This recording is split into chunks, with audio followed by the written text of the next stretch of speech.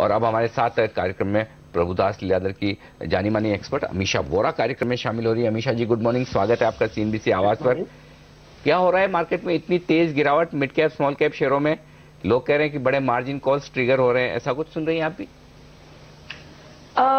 Margin call तो definitely थोड़े trigger हुए होंगे, मगर अगर आपने देखा होगा तो जब लार्ज कैप जनवरी में गिर रहा था तभी भी शायद एक दो दिन हम फ्लैश कर रहे थे कि 335 stocks were on upper circuit or something. Also a lot of stocks were at their 52-week high, etc. But ऐसा लग रहा था कि mid cap as a segment and retail and HNI in particular were little devoid of what was happening in the world. Valuations were far ahead. I think the gap between mid cap and large cap valuations were at a decade high. So उसमें 2007-8 का तेजी भी आ गया. So they were at a decade high. So there were all the ऐसा लग रहा था कि सब कुछ बराबर बना है कि जब भी कोई एक ट्रिगर मिलेगा तो ये स्टॉक्स में करेक्शन आ सकता है. और ऐसे भी आपको जिस तरह से पता होगा कि मिड कैप स्मॉल कैप में ज्यादा करके थोड़ा जैसे जैसे भाव बढ़ते हैं आपकी लेने की क्षमता भी बढ़ती जाती है. तो जब भाव गिरते हैं तो आपको पोजीशन कट करनी ही पड़ती है क्योंकि आपने मार्जिन फंडिंग किया है. तो आई थिंक वो सब एक अच्छा एकदम विशियस साइकिल हो गया, काफी दिख गया है ऑलरेडी हम लोगों को लास्ट 5-7 वर्किंग डे में. मेरे ख्याल से थोड़ा और शायद पेन हो सकता है. अमीषा जी, गुड मॉर्निंग. कितनी डाउनसाइड लगती है आपको इस समय मार्केट में इन लेवल से? मेरा ऐसा मानना है कि अभी भी जो मार्केट्स में लार्ज फियर्स हैं चाइनीज करेंसी को लेकर, जो स्लो डाउन शायद आ सकता है वर्ल्ड ओवर, वो सब जो फियर साइकोसिस है उसी में अगर देखें तो मुझे लगता है 7200 could be a very strong bottom. But while the world is trading through this difficult times, कहीं पर कोई मिशैप हो जाए, कहीं पर कोई जैसे सुनने में तो आ रहा है कि कोई कंट्री को कोई प्रॉब्लम हो जाए, वो हुआ नहीं है, वो फियर में सब है. बट हम निकल भी जा सकते हैं, बट ऐसा कुछ हुआ तो शायद उससे नीचे थोड़ा दिखे. अदरवाइज मेरा ऐसा मानना है कि looking at our strong macro as well as our comparative valuations, 7200 can prove to be a very strong bottom for us. आपने इंटरेस्टिंग बात की, 7200 के आसपास बॉटम बनने की संभावना है. तो वहां पर जब खरीदारी के मौके हों तो क्या पहले शुरुआत दिग्गज शेयरों से करनी चाहिए? यदि हाँ तो क्या पसंद है आपको? मेरे हिसाब से लार्ज कैप में ही फोकस रखना चाहिए. और सिलेक्ट मिड कैप्स तो हमेशा रहते हैं कोई भी मार्केट में, बट ये जो अभी पूरा लार्ज कैप इतना थोड़ा सस्ता सा दिख रहा है, उसमें फोकस रखना चाहिए. मुझे लगता है कि डोमेस्टिक कंजम्पशन पर ही फोकस ज्यादा बनाए रखना चाहिए, be it on one side levers and Asian Paints or the other side things like Maruti that continue to look good. एक steady state it is not a, जैसे कि ये सेक्टर कॉल नहीं है but more company and management call है. तो इन्फोसिस बहुत ही अच्छा लग रहा है. और मुझे लगता है कि इवन इन बैंकिंग सेक्टर ये quarterly commentary of all the banks will be very interesting. शायद प्राइजेस में पेन ऑफ एनपीए आ चुका है, बट एक्चुअली पेपर पर दिखाना बाकी है. तो स्टॉक्स थोड़े बहुत ज्यादा साइडवेज चले for some more time, but यहीं पे कहीं पे शायद बॉटम बना लेंगे ऐसा मानना जरूर है. बट उसको थोड़ा ऑब्जर्व करके हम ओवरवेट में या तो इक्वल वेट में लाएंगे. बट अभी हमारा फोकस ज्यादा करके डोमेस्टिक कंजम्पशन आईटी वहां पर है.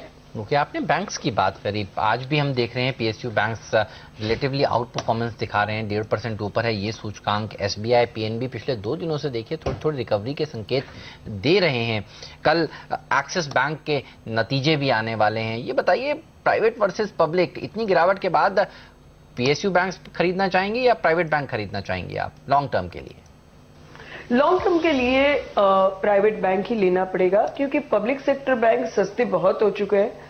उनको ऑन अ सस्टेनेबल बेसिस देखने के लिए या तो थोड़ा एक 15-20% ट्रेडिंग अपसाइड बाउट के अलावा देखने के लिए मुझे लगता है उनको एक रिस्ट्रक्चरिंग पैकेज जरूर लगेगा. क्योंकि अगर कोई स्टॉक जैसे कि ये बैंक सब 30.30% ऑफ देयर बुक वैल्यू है, इवन इफ गवर्नमेंट उनको कैपिटल देना चाहे तो भी वो डिस्ट्रक्टिव हो जाता है, क्योंकि ओवरऑल बुक वैल्यू उससे नीचे आ जाती है. वो सिनेरियो में उनको डायरेक्ट कैपिटल नहीं दे सकते, इतना एनपीए राइट ऑफ करने से टियर 1 कम हो जाएगा, या तो we need large scale merger of banks, we need some kind of, जैसे एसईबी में भी कैपिटल इंट्रोड्यूस किया कोई बॉन्ड की वजह से, तो ऐसा कोई परपेचुअल गवर्नमेंट बॉन्ड वो स्पेशली टियर 1 में गिना जाए, कोई इनोवेशन लगेगा टू टेक अ व्यू कि भाई ये यहां से इन्वेस्टमेंट मोड पे अच्छे लग रहे हैं। नहीं तो ये अभी भी थोड़ा सस्ते तो बहुत हो गए हैं और पहले भी थे, पर वो डिस्ट्रक्टिव मोड में है अभी भी, वैल्यू डिस्ट्रक्टिव ऑफ कोर्स। बिल्कुल, तो वैल्यूएशन जिस तरह से गिरे हैं, काफी लोगों की वेल्थ घटी है सरकारी बैंक्स में, और उस लिहाज से अभी भी दूर रहने में समझदारी। लेकिन ऑयल एंड गैस स्पेस या फिर कोई ऐसे स्टॉक्स, भले ऑयल एंड गैस स्पेस के ना हो, मैं राय आपसे इस बात पर लेना चाहता हूं, क्योंकि कच्चे तेल के दाम काफी तेजी से गिरे हैं। जाहिर सी बात है कि कुछ कंपनियां ऐसी हैं, कुछ बिजनेस ऐसे हैं जिनको इसका फायदा होता है। वो कौन से स्टॉक्स हैं, वो कौन से सेक्टर्स हैं जिन्हें आप खरीदना चाहेंगे, जिन्हें फायदा होगा मेटल्स के दाम गिरने से, कच्चे तेल के दाम गिरने से? कच्चे तेल के दाम गिरने से और गैस इसके साथ भी जुड़ा हुआ है, और ऑयल एंड गैस दोनों के प्राइस गिरे हुए हैं। हम लोग को एक पेट्रोनेट एलएनजी जो गैस का ट्रांसपोर्टर एंड कन्वर्टर है वो बहुत अच्छा लग रहा है, क्योंकि उनको हायर प्राइसेस पे बहुत दिक्कत हुई थी, प्लांट यूटिलाइजेशन बराबर नहीं थे, डिमांड कम हो गई थी, तो पहले हमको लगता है कि पेट्रोनेट एलएनजी ही अच्छा लगता है। बट बियॉन्ड दैट, जैसे आपने कहा कि oil and gas consumer industry में क्या क्या अच्छा लग रहा है, तो apart from so many other mid and small cap companies, Asian Paints is also one of the companies जिसको raw material is related to, is a derivative of oil, and उनका raw material सस्ता होने से और इतना अच्छा brand होने से margin expansion हो रहा है, and they are getting benefited. Otherwise मुझे लगता है कि ये ऑयल एंड गैस जो सस्ते होने से ऑल द पावर जनरेटर को बहुत फायदा होगा। अभी किसी किसी के पास शायद पीपीए नहीं है, but as and when over next 3-6 months 8 months they start, उनको जैसे पीपीए आएगा ऐसे भी रिस्ट्रक्चरिंग से, तो पावर जनरेटर जो पूरे प्लांट लगाकर एम्प्टी बैठे हुए हैं, प्लांट नहीं चल रहे हैं, वहां पर मुझे लगता है बहुत अच्छा इंप्रूवमेंट आएगा। And in the second phase of course manufacturing में, बट द फर्स्ट फेज में a lot of power plants, fertiliser plant जैसे कि एक दीपक फर्टिलाइजर है, उनको भी गैस इतना अच्छे से नीचे होने से मेजर फायदा हो रहा है। So lot of large consumers will benefit out of it. Okay, तो दीपक फर्टिलाइजर जैसे शेयरों पर भी आपको नजर रखनी चाहिए, नजर बाजार पर भी रखिए। देखिए आप कभी भी 7400 के ऊपर जा सकता है निफ्टी, करीब करीब 140 अंक की बढ़त सेंसेक्स में देखने को मिल रही है। मिड कैप इंडेक्स भी निचले स्तरों से थोड़ा सुधार दिखाता हुआ, और अगर आपको इसका श्रेय देना हो तेजी का, तो केवल और केवल बैंकिंग स्टॉक्स को ही दीजिए। बैंक निफ्टी देखिए 200 पॉइंट की उछाल दिखाता हुआ 1.25% मजबूती के साथ ट्रेड कर रहा है। लेकिन ऐसे बाजार में एक शेयर जो सबसे ज्यादा कमजोरी के साथ ट्रेड कर रहा है वो है HCL टेक। हमेशा नंबर्स तो on the face of it अच्छे दिख रहे थे, बल्कि बेहतर दिख रहे थे, लेकिन इतना तेज दबाव इस स्टॉक में आपने कैसे रीड किया इनके नतीजों को? आई थिंक हमारे एनालिस्ट ने भी यही बताया कि तो नंबर तो एक्सपेक्टेशन के अहेड आए हुए हैं, बहुत in terms of growth as well as EBITDA.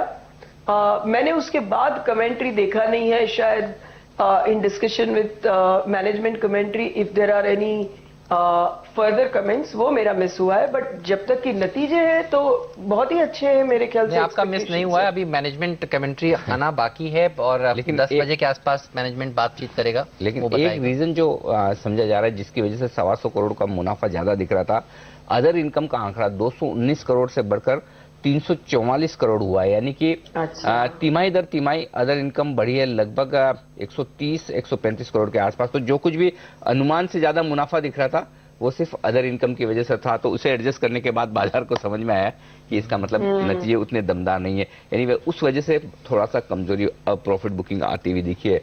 लेकिन एक और स्पेस जहां पर एक्शन काफी इंटरेस्टिंग दिख रहा है, एक और भेल का स्टॉक मजबूती दिखाने की कोशिश कर रहा है, दूसरी ओर एलएनटी पर लगातार दबाव है। एक और बात हमेशा जो बाजार में लोग कह रहे हैं कि अब एलएनटी वगैरह जैसी कंपनियों के लिए गल्फ से इतना बिजनेस आता था, अब गल्फ कंट्रीज की इकोनॉमी थोड़ी सी डावाडोल हो रही, कच्चे तेल के दाम जिस तरह से गिरे, क्या यहां पर खरीदारी के मौके हैं कॉन्ट्रा ट्रेड लेकर, या फिर दूर रहना चाहिए?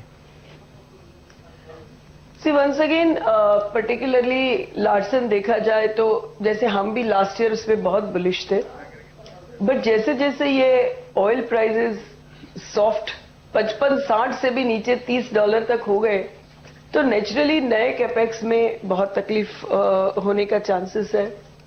और ऑलमोस्ट 15 से 18% उनका ऑर्डर बुक या तो order execution is linked to Middle East. Apart from that a lot of capacity जैसे डिफेंस या तो शिप बिल्डिंग, पावर, वो जो इंडिया में उनकी कैपेसिटी से अभी भी उसमें एक आध साल लग जाएगा कोई मेजर ऑर्डर्स दिखने में। तो रोड सब सेक्टर में तो काफी प्लेयर्स हैं, बट बाकी बड़े में भी गवर्नमेंट आने के बाद जो स्पीड से हमने सोचा था कि एक्शन चालू हुआ नहीं हुआ है, स्टॉक करेक्ट हुआ है, पर मुझे लगता है चलने में अभी भी स्टॉक को टाइम लगेगा। बहुत बहुत शुक्रिया अमीषा जी आपका हमारे लिए वक्त निकालने के लिए, बाजार तमाम सेक्टर्स पर अपनी राय हमारे साथ शेयर करने के लिए।